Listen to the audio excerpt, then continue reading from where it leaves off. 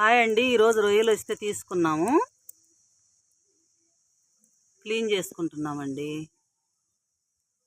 మీకు చూపిద్దామని తీస్తున్నాను.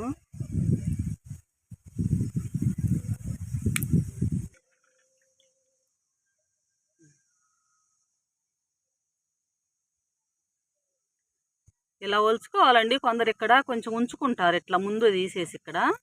అదైతే మాకు ఇట్లా క్లియర్గా ఉండాలి. ఇవి ఇట్లా తీసానండి.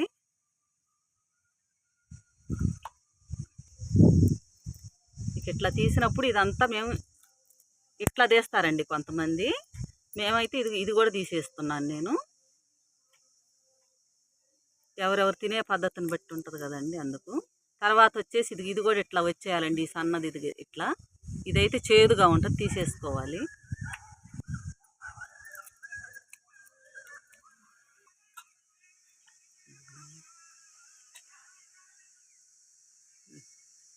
ఇవి వేడి నీళ్ళు కాసుకున్నానండి.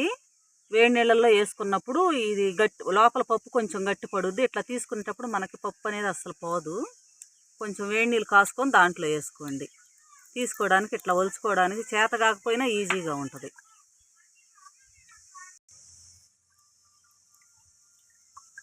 ఇట్లా తీసుకుంటున్నానండి నీట్గా. తర్వాత కొంచెం మళ్ళీ కడుక్కుందాము.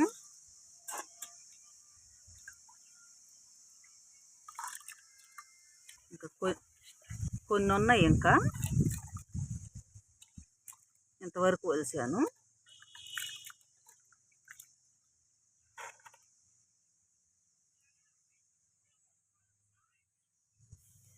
ఒలిచానండి అన్నీ శుభ్రంగా. ఇలా అయ్యాయి కిలో రొయ్యలు.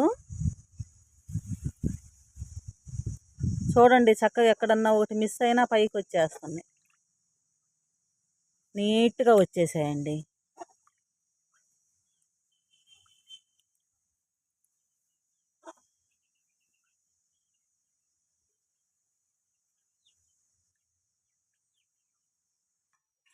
ఈరోజు ఇడ్లీ పెట్టానండి, చట్నీ వేసాను. టిఫిన్ కింద ఇడ్లీ పెట్టాను అన్నమాట. రుబ్బానండి రోట్లో, మెత్తగా పువ్వులాగా బాగా వస్తాయి. చక్కగా నెయ్యి వేసుకొని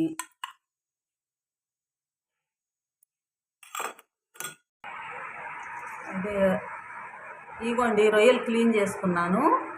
నా మనవాడు చిన్నవాడు నీహాలు వచ్చాడండి, ఆదివారం కదా. వాడు రొయ్యల పకోడీ కావాలన్నాడు. అందుకని పకోడీకి ప్రిపేర్ చేస్తున్నానండి. సగం తీసుకున్నాను క్లీన్ చేసిన వాటిల్లో.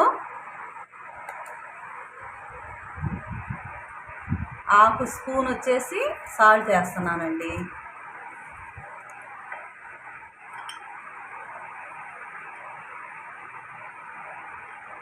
హాఫ్ స్పూను కారం,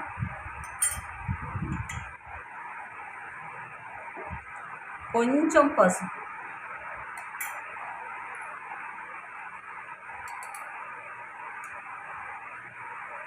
ఒక చిన్న స్పూను గరం మసాలా ఇంకొంచెం వేసుకున్నాను.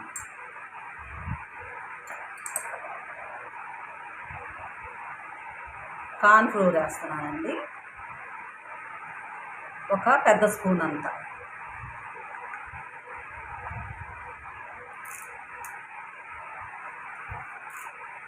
రెండు కరివేపాకు రెమ్మలు, ఈ సైజ్ అంతా కొత్తిమీర.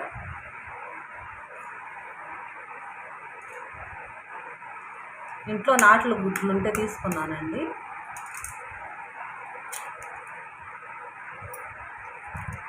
కోళ్ళు ఉన్నాయి కదా, పెడుతున్నాయి. 2 తీసుకుంటానండి.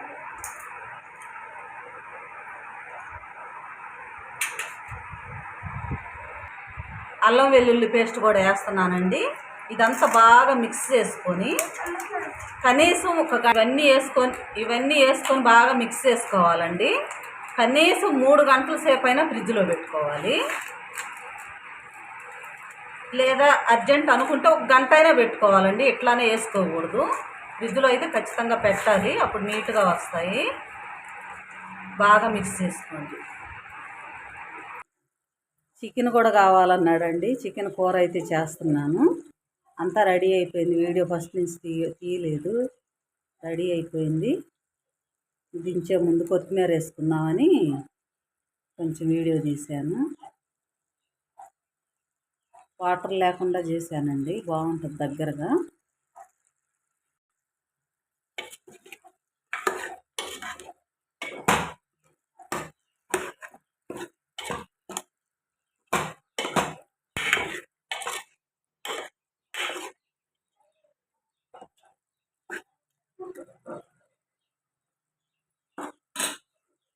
రెడీ అయిపోయిందండి.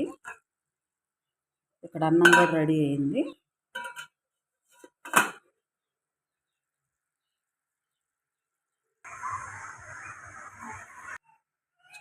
రొయ్యల పకోడీకి ఆయిల్ పెట్టుకున్నానండి.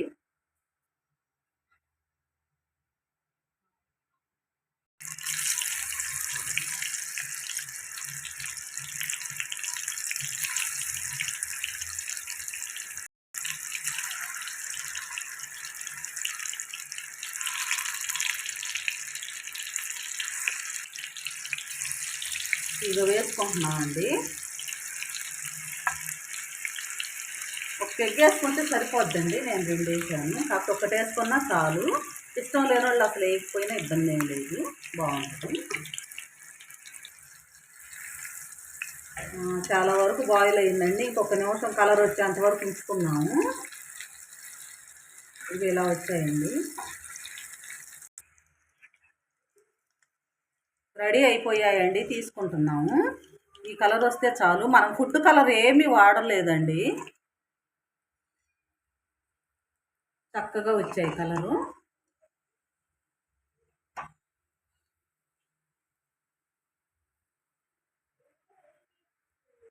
బాయ్.